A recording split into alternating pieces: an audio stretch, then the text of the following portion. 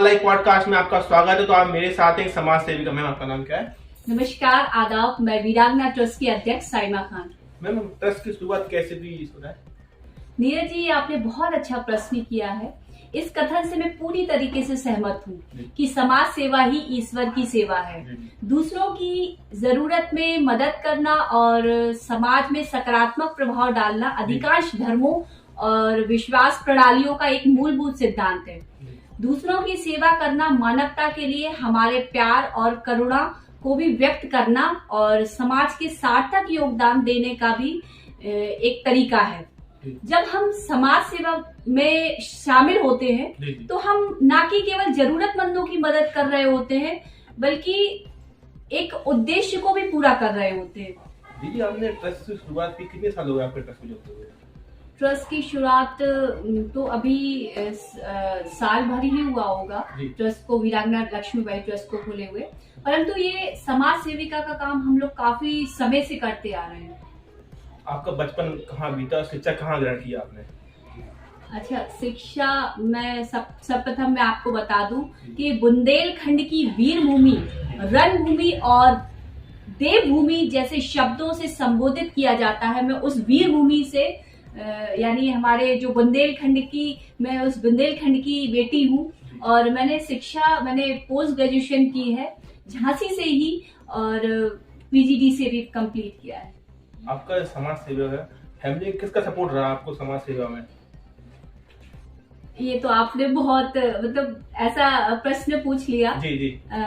Support के लिए तो ईश्वर का मुझे आशीर्वाद है, माता पिता का भी सपोर्ट मिला है और यहाँ पे ससुराल का भी सपोर्ट रहा है। परिवार जीवन की वह अनमोल संपत्ति है जिनके बिना जीवन अधूरा सा लगता है।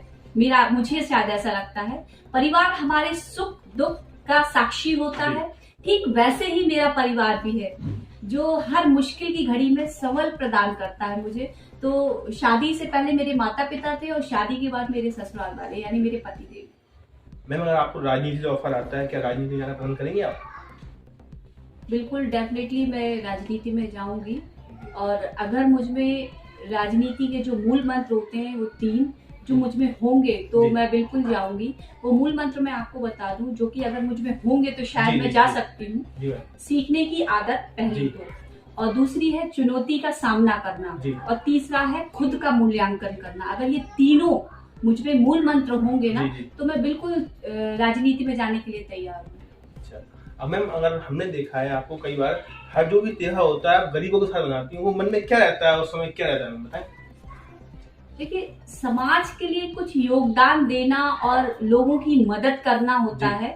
ये उद्देश्य विभिन्न क्षेत्रों के कार्य करने जैसे कि शिक्षा, स्वास्थ्य, गरीबी और सामाजिक अन्याय के खिलाफ आवाज उठाना शामिल कर सकते हैं। समाज सेविका बनने का मतलब ये नहीं है कि समाज को बेहतर बनाने के लिए प्रतिबंध है और लोगों की मदद करने में रुचि रखते हैं। तो मेरा ऐसा मानना है कि आपने भी ये पूछा कि आप हर उसमें आप उसमें जाते हैं, तो शायद मुझे ऐसा लगता है कि मुझे एक अच्छा सा लगता है, बहुत अच्छा लगता है। और बच्चों का जन्मदिन हो या शादी की सालगिरह हो या अन्य कोई खुशी का भी त्योहार हो, तो मैं उनको भी अपना परिवार का हिस्सा समझती हूँ, तो उनके साथ बनाना मुझे बहुत अच्छा लगता है, तो मैं जाती हूँ उनके पास। अंत में मैं अपनी वाणी को विराम देते हुए मैं कुछ चंद शब्दों को आप सबके सामने पॉडकास्ट के माध्यम से मैं रखना चाहती हूँ।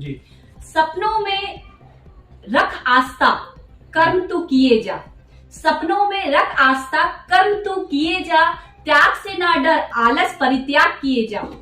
गलती ना कर घबरा, गलती कर ना घबरा, गिरकर फिर हो जा खड़ा। समस्याओं को रास्तों से निकाल दे, चट्टान भी हो तो ठोकर से उछाल दे। रख हिम्मत तूफानों से टकराने की, जरूरत नहीं किसी मुसीबत से घबराने की। जो पाना है बस उसकी एक पागल की तरह चाहत कर। करता रह कर्म मगर साथ में खुदा की इबादत भी कर। फिर देख किस्मत में क्या क्या रंग दिखलाएगी। तुझको तेरी मंजिल मिल जाएगी, तुझको तेरी मंजिल मिल जाएगी। इनका पॉडकास्ट आपको कैसा लगा हमें कमेंट बॉक्स में बताएं और देखते रहिए आपका अपना चैनल ऑल लाइव पॉडकास्ट। है।